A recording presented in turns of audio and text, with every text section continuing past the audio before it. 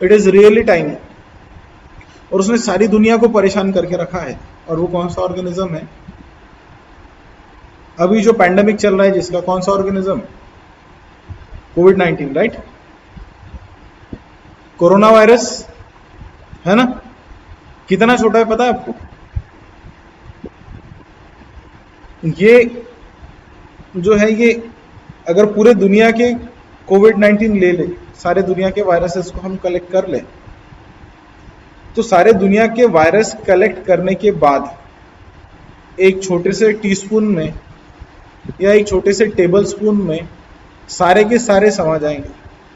मतलब मैं पूरे दुनिया के कोविड-19 के वायरसेस को कलेक्ट कर लूं, they will be equal to 1 spoon of the, just 1 spoon. एक चम्मच आप शक्कर लेते हो उतने हैं, उतना वेट है उनका, पर सारी दुनिया को उन्होंने परेशान कर रखा है। तो यहां पर आप लोग जैसे वायरसेस का स्टडी है, बैक्टीरिया का स्टडी है, ये सारा स्टडी यहां पर किया जाता है। मेरी स्क्रीन दिख रही है आप लोगों को? मुझसे इंटरैक्ट करना है बेटा, मुझसे बात करनी है। अगर आप लोग मुझसे बात नहीं करोगे तो मुझे अंदाजा नहीं आएगा कि मेरा लेक्चर आप लोगों को पहली बात तो ये नहीं समझेगा कि आप लोग मुझसे कनेक्ट हो या नहीं, है ना? अगर आप लोग मुझसे कनेक्ट हो तभी मेरी बातें आप तक पहुंचेगी। कभी कभी क्या होता है ऑनलाइन में कि नेटवर्क कनेक्शन की वजह से, कोई दूसरे प्रॉब्लम की वजह से आपकी आवाज़ मुझ तक नहीं आती, और मैं ब्लाइंडली पढ़ाता रहूँगा आधा घंटा और बाद में पता चलेगा कि कोई है नहीं क्लास में, है ना? तो इसीलिए थोड़ा सा यू मस्ट बी थोड़ा अ बिट अलर्ट, थोड़ा सा अलर्ट रहना है। तो चलिए, एक यूनिट का जिम्मा मैं अपने तरफ लेता हूं, and that unit is your basics of biochemistry. This is the unit that I am taking charge of. बाकी जो यूनिट्स हैं वो आपको, जो बागलकर सर है और लाजूरकर मैडम है, और वो पढ़ाएंगे, और ये यूनिट जो है ये मैंने मेरे चॉइस से लिया है, राइट? सो लेक्चर स्टार्ट करें? चलिए, we will start with the lecture. हाँ, आपकी प्रेजेंट ही लेनी थी।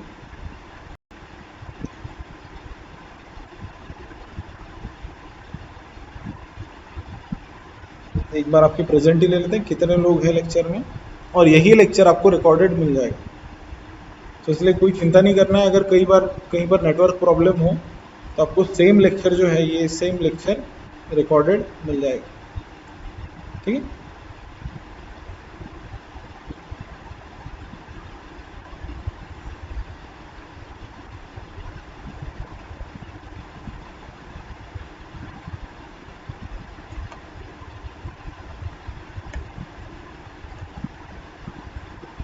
So we'll start with the first lecture, that is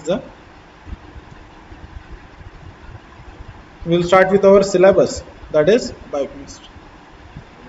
ठीक, बायोकेमिस्ट्री से स्टार्ट करते हैं। Bio means what? कोई बता सकता है बायो मीन्स? अब ये भी नहीं बता पाओगे कैसे होगा, है ना? बायो मतलब क्या बेटा? Something related to living organism, है ना?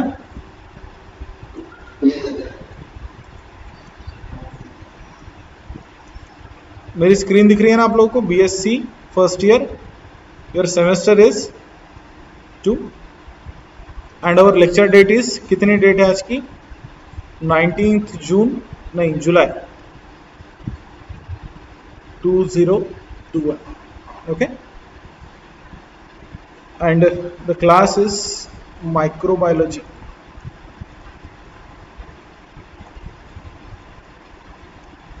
right? The class is microbiology. This is your attendance। इस तरीके से अटेंडेंस आपकी यहाँ पर पहुँच गई, और अटेंड करोगे तो आपका ही बेनिफिट होगा। ये नहीं कि आप लेक्चर करोगे तो दूसरे का बेनिफिट होगा। और अगर हम डर से लेक्चर अटेंड करते हैं कि मेरे को इंटरनल मार्क नहीं मिलेंगे, उस वजह से मैं लेक्चर अटेंड कर रहा हूँ, तो ये हमारी बेवकूफ़ी है ना? हमने लेक्चर किस लिए अटेंड करने चाहिए? लेक्चर क्यों अटेंड करने चाहिए? आप लोग यहाँ पर इंटरनल मार्क्स स्कोर करने के लिए हो या पढ़ने के लिए हो? You are here to study. Mark scoring एक सेकेंडरी पार्ट है, पर नॉलेज एक बहुत प्राइमरी पार्ट है। ठीक है, तो चलिए मैंने आपसे पूछा कि बायो क्या है। Bio means simply something which is a component of, सही बात है, which is related to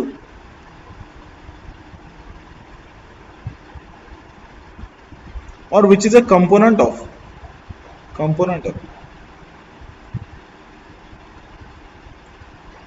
living organism,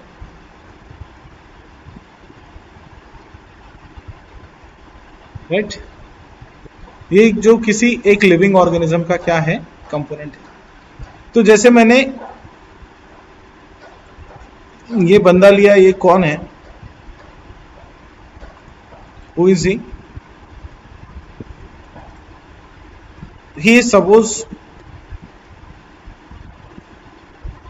कौन सा एक्टर लेना है यहां पर? ये है सपोज लालू प्रसाद।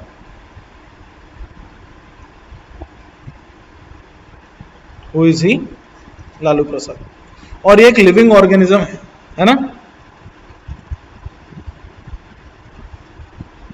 अगर मैंने एक बैक्टीरिया लिया तो ये बैक्टीरिया भी क्या है बेटा?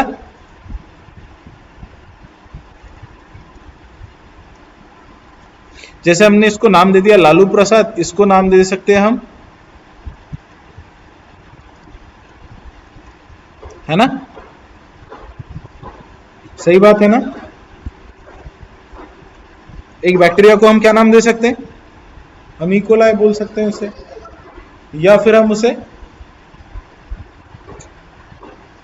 जैसे स्ट्रेप्टोकोकस निमोनी है, एक वायरस है तो उसका नाम क्या है? एक वायरस है जो आज धूम मचा रहा है, कौन सा वायरस है? ये चलो ठीक है, वेरी गुड, ये है बैक्टीरियोफेज।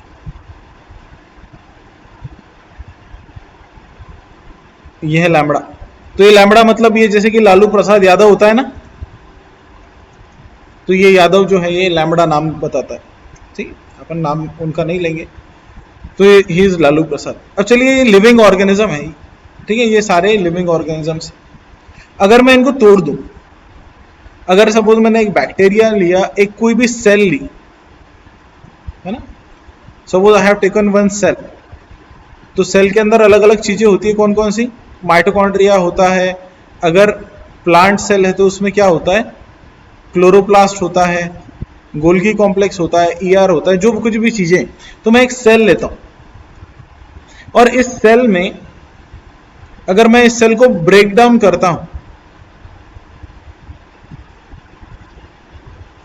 तोड़ता जाता हूं, तो मैं इसके मॉलिक्यूल्स को ब्रेक डाउन कर रहा हूं, मुझे क्या मिलेंगे? ये सेल किससे बनी होगी? सेल बनी होगी मॉलिक्यूल्स से, और ऐसे मॉलिक्यूल्स से जिससे सेल बनी होगी उसे हम क्या कह देंगे?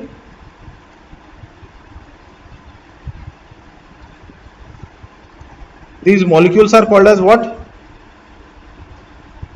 क्या बोलते हैं बेटा इसे? बायोमोलिक्यूल्स। समझ रहे हो कि नहीं?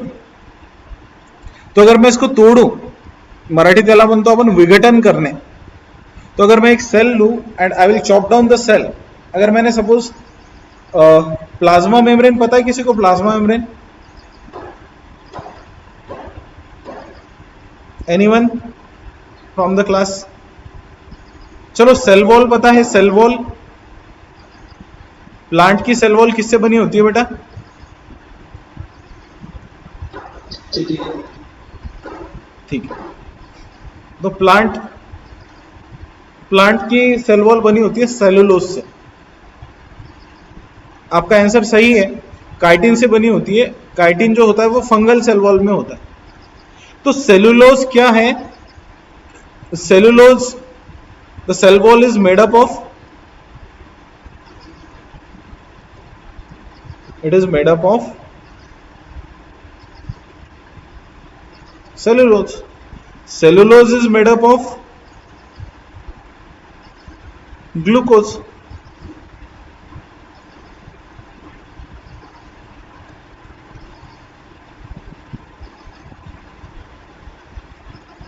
और ग्लूकोज से बना है, तो ग्लूकोज क्या है? ग्लूकोज इज अ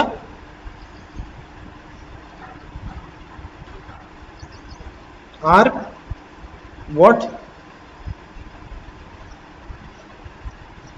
दोनों भी क्या है बेटा?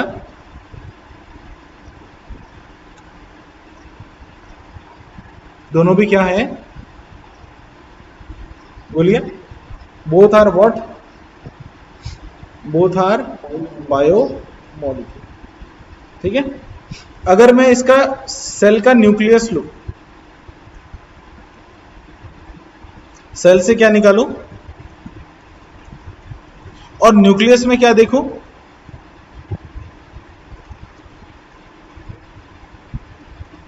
तो जेनेटिक मटेरियल क्या होता है? डीएनए, है ना. डीएनए किससे बना होता है बेटा? न्यूक्लियोटाइड्स किससे बने होते हैं? 3 चीजों से. फॉस्फेट,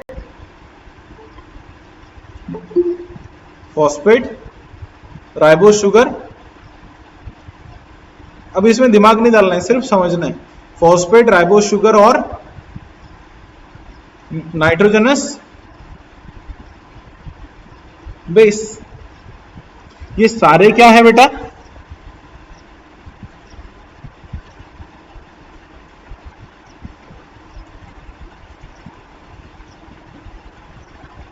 मतलब आप सारे लोग जिन किसी भी मॉलिक्यूल से बने हो, वो कौन से मॉलिक्यूल्स हैं?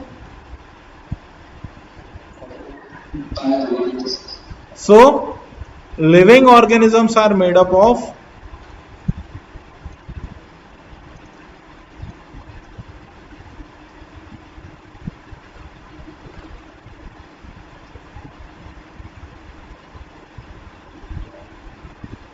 सही बात है ना. लिविंग ऑर्गेनिज्म किससे बने होते हैं बेटा? Biomolecules. They are made up of biomolecules. Okay. Now अगर मैं इसको ले लूं, ये है चंपक. ठीक है. अगर इसके माँ बाप स्टैंडर्ड होते तो इसका नाम चैंप रख देते.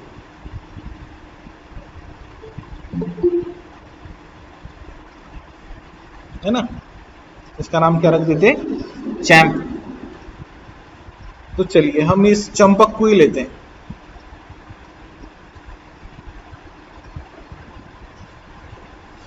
चंपक को मैंने तोड़ दिया. किसमें? चंपक को मैंने ब्रेक डाउन किया.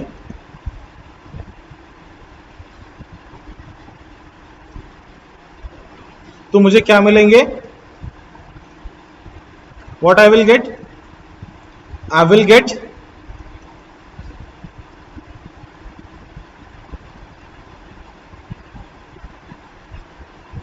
right. मुझे क्या मिलेंगे बेटा? बायोमोलिक्यूल. चलिए अब देखते हैं कौन से बायोमोलिक्यूल्स. अब नेक्स्ट क्वेश्चन पूछा आपने कि सर विच बायोमोलिक्यूल्स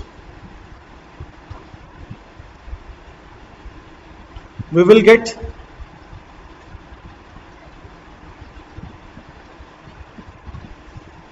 आपने क्वेश्चन पूछा मुझसे कि सर कौन से मॉलिक्यूल हमें मिलेंगे, तो मैंने आंसर दिया. और क्या आंसर दूंगा? कि we will get biomolecules of mainly 4 types of the biomolecules.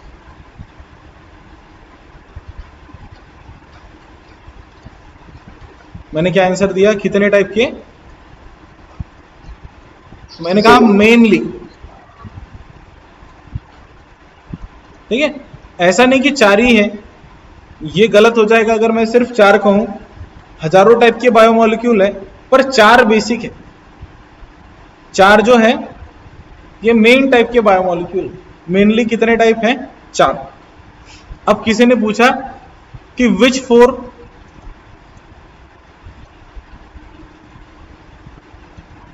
Types.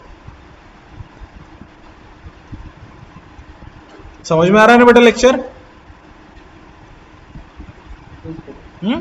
किसी ने अब नेक्स्ट क्वेश्चन क्या पूछा कि सपोज प्रथमेश ने मुझसे पूछा कि सर कौन से 4 टाइप के बायोमोलिक्यूल, तो मैंने फिर से आंसर दिया। अब मैं क्यों, आप लोग कोई दे सकता है आंसर कि आप किस किस चीज से बने हो बेटा?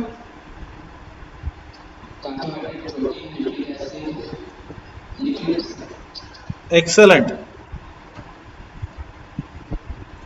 कार्बोहाइड्रेट्स, लिपिड्स एंड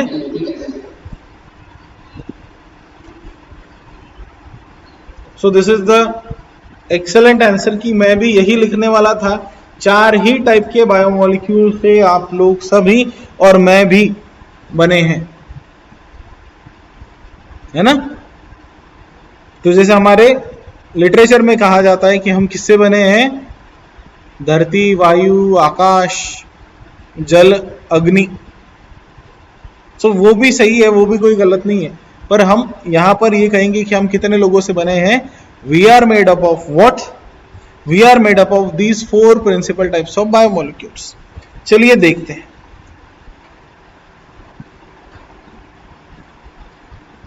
आपके हेयर किससे बने होते हैं?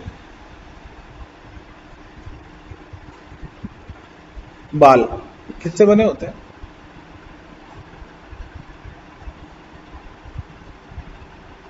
पता होगा, और लड़कियों को तो पक्का पता होगा कि आपके जो बाल हैं वो किससे बने होते हैं। अगर बाल खराब हो जाए तो आजकल शैम्पू की टाइप आती है कि कौन से शैम्पू यूज करें जिससे आपके बाल अच्छे हो जाए, तो बोलते केराटिन कंटेनिंग शैम्पू। तो बाल किससे बने होते हैं? Your hairs are made up of what? They are made up of what? अभी हम बोलेंगे बेटा प्रोटीन। क्या बोलेंगे? कि आपके जो बाल है वो किससे बने हैं? प्रोटीन से। प्रोटीन की डिफिशियंसी हो तो बाल झड़ने लगते हैं, है ना? अगर आपके बॉडी में, एक बात ध्यान में रखना, अगर आपके बॉडी में किसी भी तरीके की कोई भी डिफिशियंसी होती है, तो जब भी कोई डिफिशियंसी होती है तो आपके बॉडी का सबसे वेस्ट पोर्शन बॉडी से बाहर फेंका जाता है ताकि उसको बनाने में एनर्जी ना लगे, है ना? कि अगर आपके घर में आप एक नाव में जा रहे हो और नाव में जाते जाते कहीं पर आप ट्रेवल कर रहे हो और वेट ज्यादा हो जाए उस नाव का, तो सबसे पहले क्या फेंकोगे आप? The thing which is useless. आपने सपोज टीवी ले गया है वहां पर, या लैपटॉप ले गए हो, लैपटॉप आपके सर्वाइवल के लिए जरूरी नहीं है। आपके नाव का वेट बढ़ रहा है तो you will throw out the laptop. आप टीवी ले गए हो, टीवी फेंक दोगे, है ना? सबसे आखिर में फेंकने वाली चीज कौन सी होगी? जो आप खाते हो, जिसके ऊपर आप पानी है, खाना है ना? तो जब भी आपके बॉडी में किसी भी तरीके की कोई भी डिफिशियंसी होती है, कोई भी कमी होती है, तो सबसे पहला टारगेट होता है आपके हेयर लॉस होना। ये छोटी छोटी मगर मोटी बातें, है ना? कि सबसे पहले क्या होता है? हेयर लॉस होता है। तो जिस किसी का भी हेयर लॉस हो रहा है उसने ये सोचना है कि मेरे बॉडी में क्या हो रहा है, कहीं ना कहीं कोई प्रोटीन की डिफिशियंसी हो रही है, या मेरे बॉडी में किसी अमाइनो एसिड की डिफिशियंसी हो रही है, या मेरे बॉडी में किसी तरीके के विटामिन की डिफिशियंसी हो रही है। तो बालों को तेल लगाने से बाल अच्छे होते हैं, कंसेप्ट कुछ हद तक सही है, पर अच्छा खाने से बाल अच्छे होते हैं। Eat good you will stay fit. अब गुड मतलब जो चीजें न्यूट्रिशियस है, वेजिटेबल्स हैं, एग्स हैं, घी है, पनीर है ना, जहां से न्यूट्रिशन मिलता है, चिकन है, मटन है, so all these things they are nutritious. Okay, so now we will be switching towards what?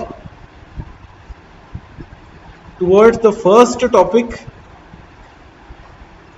तो आपके बाल, चलिए हम वहां पर आते हैं। बाल किससे बने? प्रोटीन से। आपके नाखून किससे बने?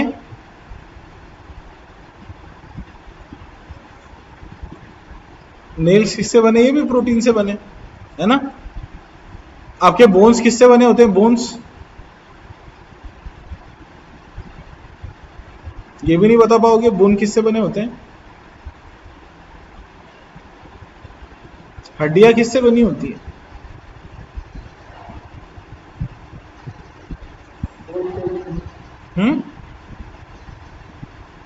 बोलिए बेटा, हड्डियां किससे बनी होती है? हाँ, हड्डियां कैल्शियम से तो नहीं, हड्डियां सेल से बनी होती है। उन सेल्स को ऑस्टियोसाइट्स कहते हैं। कौन सी सेल्स कहते हैं? बोन सेल्स कहते हैं ऑस्टियोसाइट्स। पर अगर हम ऊपर ऊपर कह दे तो बोन के अंदर ज्यादा अमाउंट में क्या होता है? There is extra cellular matrix, और एक्स्ट्रा सेलुलर मैट्रिक्स होता है तो वहां पर कैल्शियम होता है। ठीक है, तो हम मोटे मोटे तौर पर ये बोल सकते हैं कि कहीं ना कहीं जो बोन है उसके अंदर कैल्शियम होता है। आपके हार्ट, मसल, सारी सेल्स है, ठीक है। तो ये सारी जो सेल्स हैं ये किससे बनी होती है? They are made up of these 4 types of biomolecules. ठीक है, तो let us see the first type of biomolecule. अब थोड़ा सा आपको अंदाजा आ गया होगा कि हम क्या पढ़ रहे हैं। पहले टाइप का बायोमोलिक्यूल है बेटा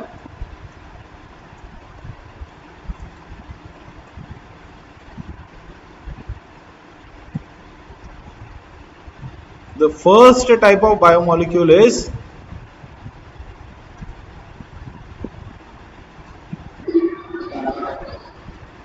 चलो, किसी को पता है कार्बोहाइड्रेट्स क्या है? आपकी जिंदगी में कौन कौन से कार्बोहाइड्रेट आ चुके हैं और कौन कौन से कार्बोहाइड्रेट आप खा चुके हैं?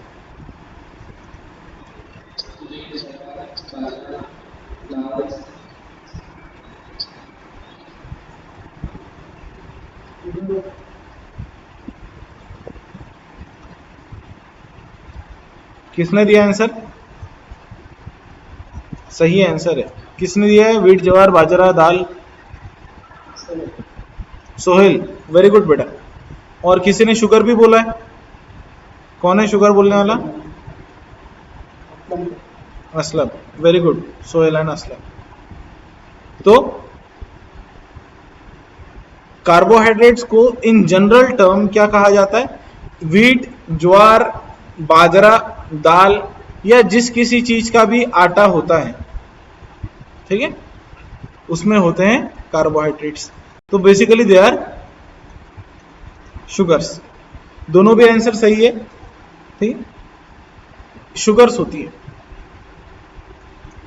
स्वीट इन टेस्ट, तो सारे कार्बोहाइड्रेट तो नहीं, पर जो कुछ कार्बोहाइड्रेट है वो मीठे होते हैं टेस्ट में। चलिए, तो अब आगे बढ़ते हैं कि कार्बोहाइड्रेट की डेफिनेशन क्या है। तो आपने सुबह से क्या क्या खाया है? अब ये क्वेश्चन का आंसर तो सभी दे सकते हैं।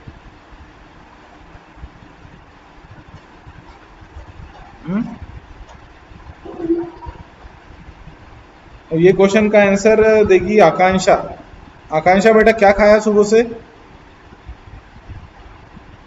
आकांक्षा ठाकरे, सुबह कुछ खाया है कि नहीं? भक्ती होले, काय जेवली सकाळी?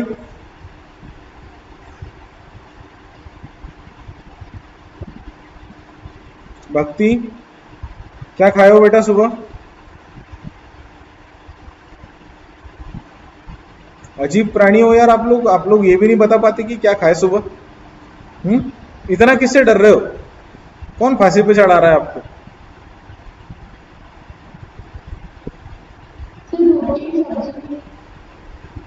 किसने दिया आंसर?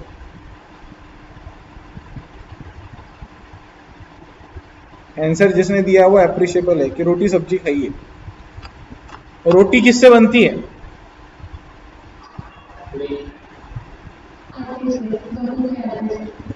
आटे से, और वो आटा होता है गेहूं का। है ना। गेहूं के आटे में क्या होते हैं, गेहूं में होता है दाना, वीट देखा होगा, दाने होते हैं। और एक प्लांट होता है बेचारा गेहूं का प्लांट, जिस प्लांट ने वो जो उसकी ओम्बी होती है ना, उसके अंदर बेचारे ने क्या भर के रखे होते हैं, सारे गेहूं, है ना। ये है प्लांट के एग्स। सही बात है कि नहीं बेटा? क्योंकि अंडे जब जर्मिनेट होते हैं तो इससे क्या निकलता है, एक नया प्लांट निकलता है। अगर गेहूं आपने सो कर दिया तो इससे क्या बनेगा आगे चल करके, there is formation of a new plant, right. तो मेरी ड्राइंग खराब है, कंसिडर कर लेना। तो इससे एक प्लांट बनेगा। तो गेहूं है प्लांट का अंडा, गेहूं के अंदर प्लांट की अगली जनरेशन है ना। तो गेहूं ने बेचारे ने खुद ने मरने से पहले खुद के बच्चे पैदा कर दिया गेहूं के प्लांट ने, और वो बच्चे क्या है, गेहूं के सीड्स। फिर गेहूं ने क्या किया कि वो बोला कि चलो ठीक है, मैं मरने से पहले मेरे बच्चे यहां पर मैं छोड़कर चला जाता हूं। आपने उसके बच्चों को उठा लाए, अंडों को, और आपने उसको कहां पीसा, अब अंडे में। जैसे कि अंडे में क्या होता है कि जब गेहूं होता है तो उसमें होता है स्टार्च, है ना। गेहूं में होता है एंडोस्पर्म। किसी का अगर बॉटनी वगैरह में इंटरेस्ट होगा तो गेहूं के अंदर होता है एक स्टोरेज मटेरियल एंडोस्पर्म। एंडोस्पर्म में होता है स्टार्च, और स्टार्च में क्या होता है, ग्लूकोज। और ये सारे क्या है,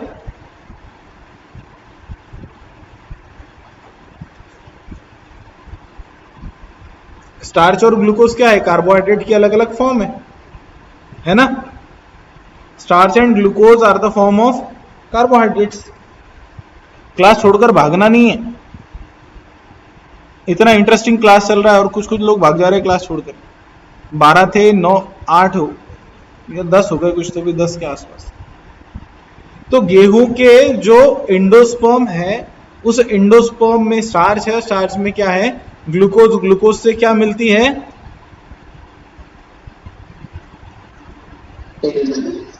शक्ति मिलती है, और शक्ति को ही इंग्लिश में कहा जाता है एनर्जी। तो अब बताइए बेटा कि प्लांट ने उसके सीड में क्या स्टोर करके रखा, एंडोस्पर्म, स्टार्च। किसके लिए स्टोर करके रखा, उसके बच्चे के लिए, ताकि उसका जब सीड जर्मिनेट हो तब उसको क्या मिल जाए, ग्लूकोज मिल जाए, ताकि वो जर्मिनेशन उसका अच्छे से हो। पहले दिन से तो फोटोसिंथेसिस कर नहीं सकता, तो उसकी 1 2 3 दिन 4 दिन का होने तक, जब तक पहले लीफ नहीं आते, तब तक के लिए एनर्जी स्टोरेज क्या है, स्टार्च। फिर आपने क्या किया, उस गेहूं को लिया और गेहूं को क्या किया, उसको बेचारे को सुखाया, उसको पीसा, और उसका क्या बना लिया, और उसकी क्या बनाई, और उसको क्या खाया, खा लिया। और उसको खाने के बाद में आपको क्या मिल गई,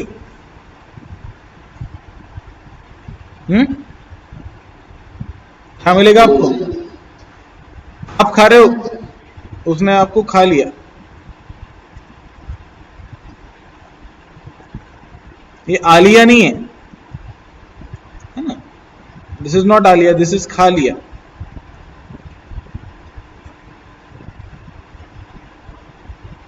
तो यहां से आपको क्या मिल जाएगी, एनर्जी, है ना। तो अल्टीमेटली एनर्जी कहां से मिली,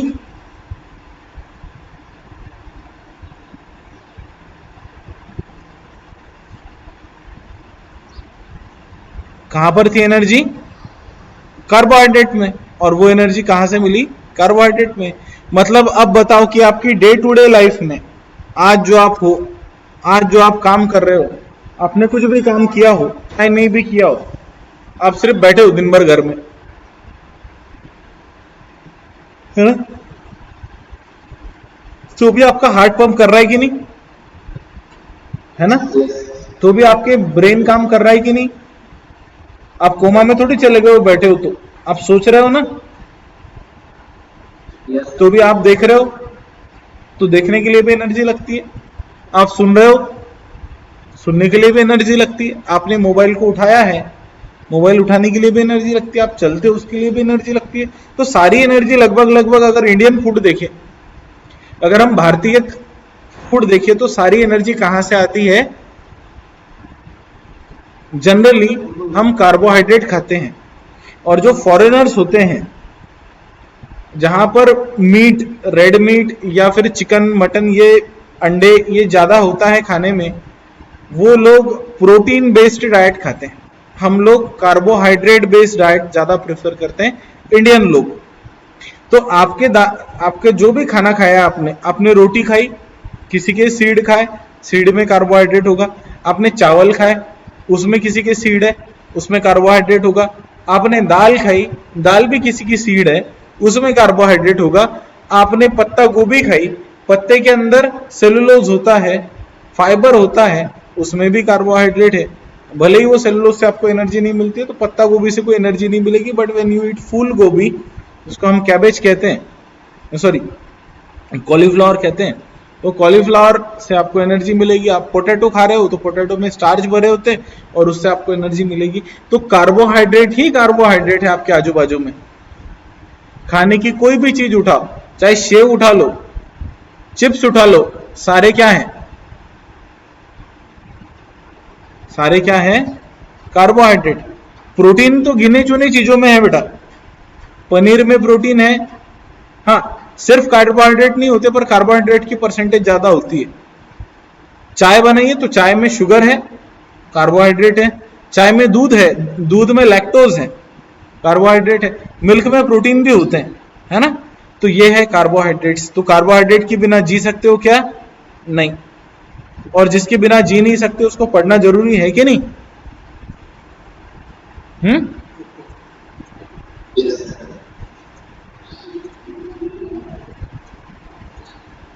कार्बोहाइड्रेट्स। चलिए अब डेफिनेशन पर आते हैं।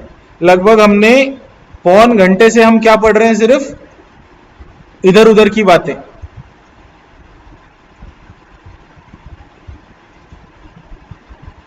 डेफिनेशन है, बहुत ही सिंपल डेफिनेशन, अमरावती यूनिवर्सिटी में लिखने के लिए। कार्बोहाइड्रेट्स आर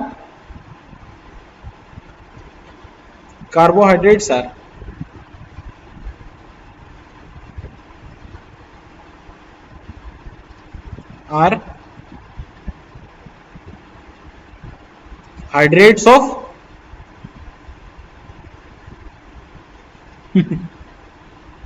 कार्बोहाइड्रेट्स क्या होते हैं? The hydrates of carbon. कितनी सिंपल डेफिनेशन है, अब कोई रटना पड़ेगा? संधि विग्रह करून टाका, कार्बोहाइड्रेट्स, हाइड्रेट्स ऑफ कार्बन। चलो, दुनिया का कोई एक कार्बोहाइड्रेट बताओ जिसका मॉलिक्यूलर फॉर्मूला आपको पता है। एक का तो सबको पता है, छठी क्लास में ही पता चल जाता है। अगर 6th पास करके आए हो तो सबको पता चल जाता है, ग्लूकोज। क्या होता है मॉलिक्यूलर फार्मूला?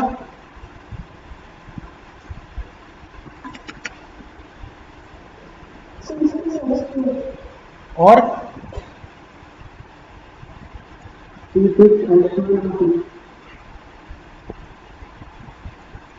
बोलिए, C6H12O6। क्या मैं इसको ऐसे लिख सकता हूं, C6?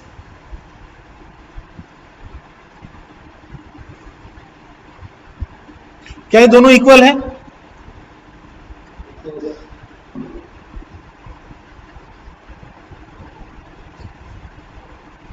ये दो 12H, तो साइन दूनी 12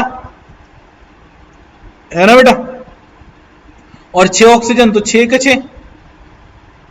तो जितने कार्बन है, क्या बोला मैंने? जितने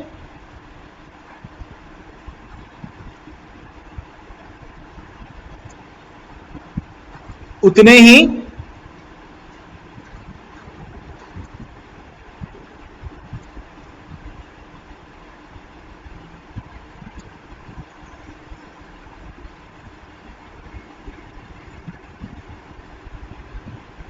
जितने कार्बन हैं उतने ही क्या होते हैं? सही बात है कि नहीं? ये कौन सी लैंग्वेज है?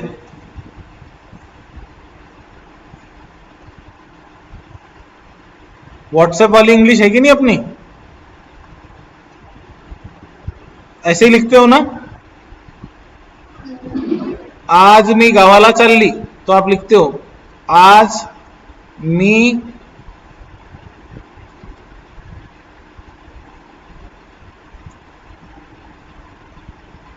है ना? So this is the English. कधी जेवला? आताच. ठीक है. तो ये बहुत सिंपल डेफिनेशन है बेटा कार्बोहाइड्रेट की, कि they are hydrates of carbon. ठीक है. They are hydrates of the carbon. Carbohydrate की और एक स्टैंडर्ड डेफिनेशन है. अब थोड़ी सी अपन इतना क्यों लिखे, एसटीडी डेफिनेशन. ये डेफिनेशन पढ़ लिया अपन ने. कौन सी? ये डेफिनेशन पढ़ लिया अपन ने रैंचो वाली. याद आया कुछ?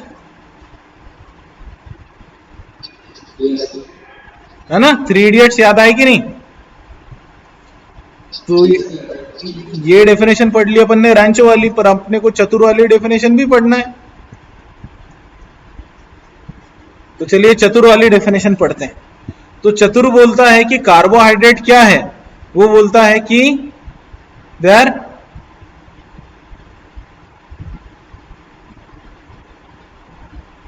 कोई बता सकता है?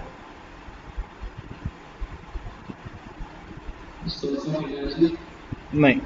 दे आर पॉलीहाइड्रोक्सी एल्डिहाइड्स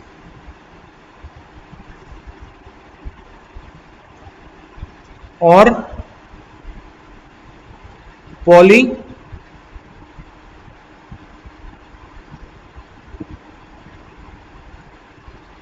क्या बोलता है चतुर?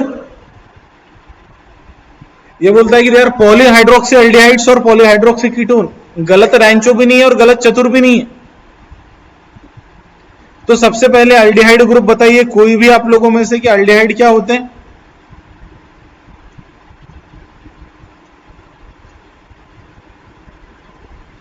एल्डिहाइड कैसे होते हैं? सी डबल बॉन्ड ओ होता है. और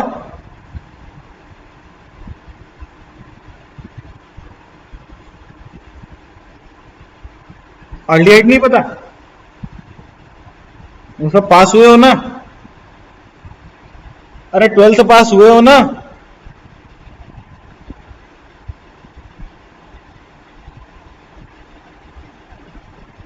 कैसे होगा बच्चों ऐसे से?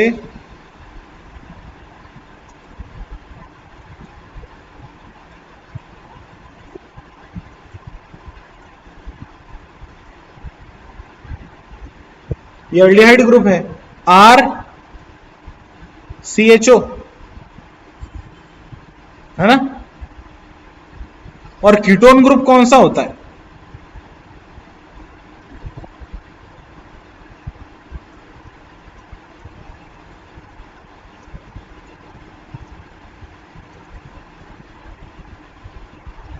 इधर ध्यान दो मेरी तरफ. ये जाने दो अभी, ये तो मैं आपको पढ़ा दूंगा. एक बात पर फोकस करो. कैमरा ऑन कर सकते हो तो कैमरा ऑन कर लो अपना. एक बात ध्यान रखो बेटा कि जिस तरीके से आप कुछ चीजें आप लोगों को पता नहीं है अभी, है ना? अगर ऐसी कंडीशन रही तो आगे चलकर बीएससी तो पास हो जाओगे, एमएससी भी पास हो जाओगे. पास होना कोई बड़ी बात नहीं है, पर तकलीफ बहुत होगी, है ना? बहुत ज़्यादा तकलीफ होगी आप लोगों को. परसेंटेज कम रहेंगे, टॉपिक समझ में नहीं आएंगे. टीचर क्या बोल रहा है, क्योंकि टीचर हर बार थोड़ी एल्डिहाइड और कीटोन आपको समझाने वाला है. केमिस्ट्री का कोई लेक्चर हुआ होगा, वहाँ पे थोड़ी आपको हर बार वो समझाने वाले कि एल्डिहाइड ग्रुप क्या होता है, कीटोन ग्रुप क्या होता है. आप लोगों को कंसिडर करके चलते हैं कि एल्डिहाइड ग्रुप ये होता है, कीटोन ग्रुप ये होता है. ये वो कंसिडर करके चलता है टीचर की ये 12th के बच्चों को, जो 12th पास करके आया है बीएससी में, उन बच्चों को ये सारी चीजें पता है ना। नहीं आता ये कोई प्रॉब्लम नहीं है, एक बात ध्यान दें कि नहीं आता ये किसी भी तरीके का कोई भी प्रॉब्लम नहीं है, पर नहीं सीखना ये बहुत बड़ा प्रॉब्लम है। आज नहीं आता कोई गलत बात नहीं है। आप लोग बोलोगे ना सर मुझे कुछ भी नहीं पता, मुझे ये भी नहीं पता कि सेल क्या होती है, बोलूंगा ठीक है मैं पढ़ा दूंगा, आपको टीचर पढ़ा देंगे। मुझे नहीं पढ़ना है ये बहुत गलत बात है ना। तो एक बात ध्यान रखें सभी लोग कि हमें यहाँ पर बहुत अच्छे से पढ़ाई करनी है। आप लोगों ने इतनी अच्छी ब्रांच चूज की है माइक्रोबायोलॉजी, आप लोगों ने सबसे अच्छी ब्रांच चूज की है इस कॉलेज की माइक्रोबायोलॉजी, इसीलिए आपको ज़्यादा फीस ज़्यादा होती है क्योंकि उसमें खर्चा ज़्यादा लगता है ना। तो इतनी अच्छी जब ब्रांच आपने चूज की है तो उस ब्रांच का यूटिलाइजेशन करो, आगे आप साइंटिस्ट बन सकते हो, बड़ी बड़ी रिसर्च लैबोरेटरी में जा सकते हो, वहां पर रिसर्च कर सकते हो। जैसे अभी वैक्सीन बनाई है वैसे वैक्सीन बना सकते हो। कोई मिल्क इंडस्ट्री में काम कर सकते हो आनंद की जैसी, कोई टिश्यू कल्चर प्लांट में काम कर सकते हो, नेशनल इंस्टीट्यूट ऑफ वायरोलॉजी में जाकर वायरस पर रिसर्च कर सकते हो। तो आपके पास बहुत सारी चीजें हैं करने के लिए, बहुत सारा आपके पास टाइम है, क्योंकि आप लोग जस्ट अभी फर्स्ट ईयर में हो। थर्ड ईयर में होते तो आपका 2 साल तो ऑलरेडी चले गए होते, फिर आप 6 महीने में क्या करते। तो ये बात ध्यान दें कि आप लोग बेनिफिट में हो कि आप लोग कहाँ पर हो, फर्स्ट ईयर में हो। तो सब लोगों ने नहीं आता है ये कोई प्रॉब्लम नहीं है, पर मैं पढ़ूंगी नहीं या मैं पढ़ूंगा नहीं ये सबसे बड़ा प्रॉब्लम है ना।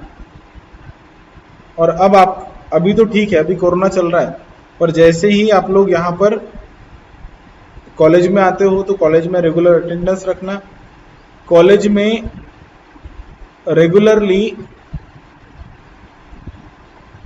प्रेजेंट रहना, ठीक से लेक्चर अटेंड करना। आपकी मॉनिटरिंग मेरे तरफ है, आप लोगों को सभी को पता होगा कि आपका जो चार्ज है वो मेरे तरफ है, डिपार्टमेंट ऑफ माइक्रोबायोलॉजी का एचओडी हूँ। तो इतनी बात ध्यान में रखें कि यहाँ पर जितने प्यार से पढ़ा रहा हूँ, अगर आप लोग गलतियां करोगे तो उतने ही डांटूंगा भी, है ना।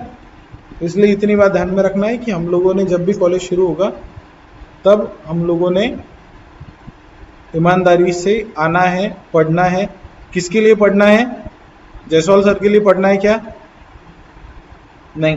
बागलकर सर के लिए पढ़ना है क्या? नहीं। कॉलेज के लिए पढ़ना है क्या? नहीं। खुद के लिए पढ़ना है, खुद की लाइफ को अपलिफ्ट करने के लिए पढ़ना है, अपने मम्मी पापा की लाइफ को अपलिफ्ट करने के लिए पढ़ना है ना। इस वजह से पढ़ना है। तो इसलिए ध्यान में रखें कि हमें पढ़ाई करनी है तो बहुत अच्छे से सिस्टमेटिकली, और आप लोगों में से ही मैं आगे का एक यूनिवर्सिटी टॉपर देख रहा हूँ, कोई आप लोगों में से ही देख रहा हूँ जो आगे चलकर यूनिवर्सिटी टॉपर होगा, हमारा नाम रोशन करेगा डिपार्टमेंट ऑफ माइक्रोबायोलॉजी का, है ना। चलिए, तो क्या कही चतुर ने डेफिनेशन? उसने कहा पॉलीहाइड्रोक्सी एल्डिहाइड और कीटोन। तो चलिए डेफिनेशन के हिसाब से मॉलिक्यूल बना लेते हैं। सबसे पहले बना लेते हैं एल्डिहाइड, और जब यहां पर आर चेन होती है तो आर चेन में क्या होता है बेटा? कोई बता सकता है आर चेन में क्या होता है? आर चेन में क्या होते हैं? कार्बन होते हैं। तो हर कार्बन पर एक क्या लगा है?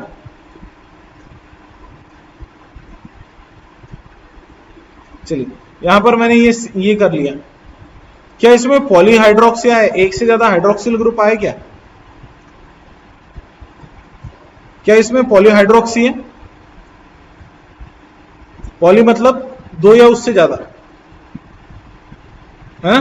पॉलीहाइड्रोक्सी का मतलब क्या होता है? 2 या उससे ज्यादा। तो 2 तो है नहीं,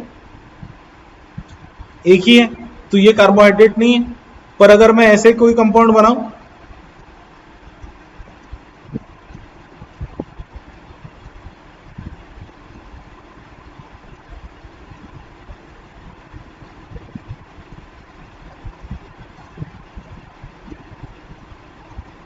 कितने हाइड्रोक्सी ग्रुप हो गए? 2 हाइड्रोक्सी ग्रुप हो गए। तो इसका नाम क्या बन गया? ये है कार्बोहाइड्रेट। और इसका नाम क्या बन गया बेटा? इसका नाम है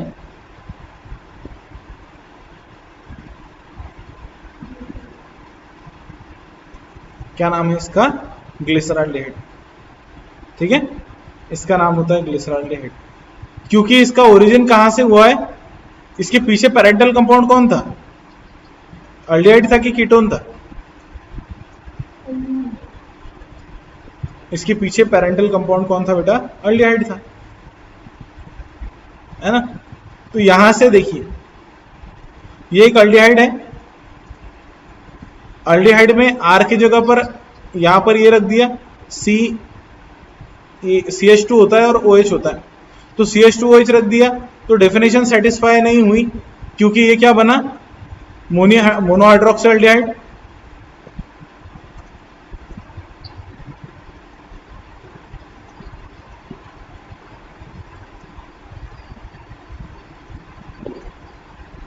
कोई काम नहीं आया। और यहां से देखा तो ये क्या बन गया?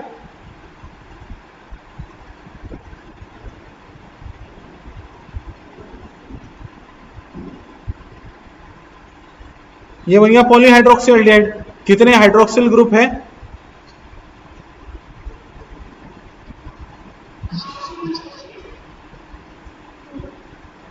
तो पॉली का मतलब क्या है यहां पर? पॉली मीन्स टू और, ठीक है। तो ये है पॉलीहाइड्रोक्सी अल्डिहाइड, ये है,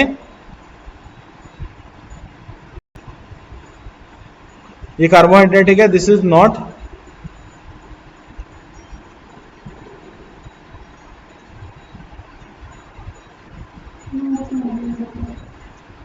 ओके, क्योंकि इसमें कितने हैं? मोनोहाइड्रोक्सी है, और मोनोहाइड्रोक्सी कभी भी क्या नहीं बन सकता, क्योंकि कार्बोहाइड्रेट की डेफिनेशन ही क्या बोलती है कि ये क्या होते हैं? पॉलीहाइड्रोक्सी अल्डिहाइड होते हैं। अब लास्ट में एक एग्जांपल देखते हैं पॉलीहाइड्रोक्सी कीटोन का, और हम लेक्चर को एंड करते हैं।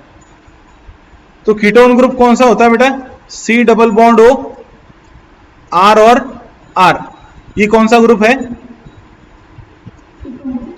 दोनों साइड में कार्बन होने चाहिए कि नहीं?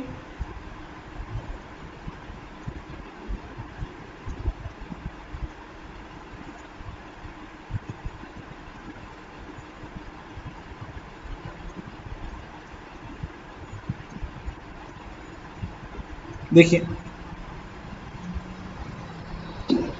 क्या ये अल्डिहाइड है? सॉरी, क्या ये कार्बोहाइड्रेट है? ये है मोनोहाइड्रोक्सी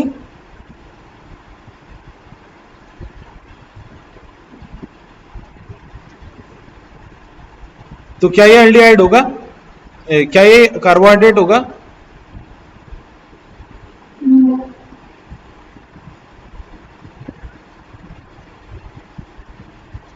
it is not a carbohydrate. Okay, चलो और एक कार्बन बढ़ा देता हूं बेटा।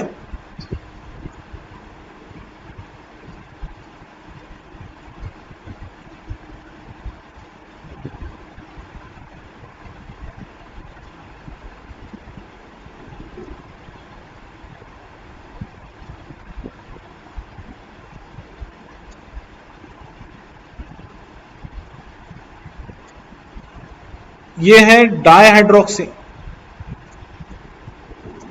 डायहाइड्रोक्सी मतलब पॉली ही है बेसिकली, कीटोन। तो क्या यह एक कीटोन, क्या ये कार्बोहाइड्रेट है? Yes, it is a,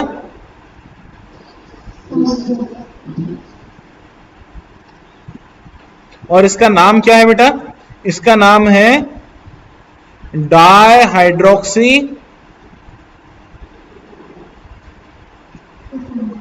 acetone. Okay, इसका नाम है डाइहाइड्रोक्सी एसीटोन। ठीक है, तो चलिए आज लगभग 1 घंटा लेक्चर हो चुका है। मुझे पता है कि ऑनलाइन में ज़्यादा अंडरस्टैंडिंग होती नहीं है क्योंकि आप लोगों का ध्यान कम होता है इस वजह से, पर फिर भी हम लोग इस तरीके से और पढ़ते रहेंगे। 1 यूनिट खत्म करने की कोशिश करेंगे till this means till your examination. बाकी यूनिट्स मैडम और सर लेंगे। और कल के लेक्चर के लिए एक बात याद रखना है कि अगर आपके कोई फ्रेंड्स हैं, राइट, जो फ्रेंड्स अपने क्लास में हैं, वो फ्रेंड अगर क्लास अटेंड नहीं कर रहा है तो उनको फोन करके बोलना है कि आप क्लास अटेंड कीजिए, है ना? ओके, चलिए। सो एक बार मैं स्क्रीनशॉट ले लेता हूं कि कितने लोग हैं क्लास में, and then I will end up with the lecture. चलिए, सभी का आप लोग का once again welcome to the department of microbiology. Okay, and from tomorrow we will continue our lectures. हम सारे लेक्चर्स और जितना भी हो सके सिलेबस कंटिन्यू करेंगे, और होपफुली जल्द से जल्द ये कोरोना चला जाएगा and we will be back on the offline classes. Okay, चलिए, बाय बाय, वेलकम।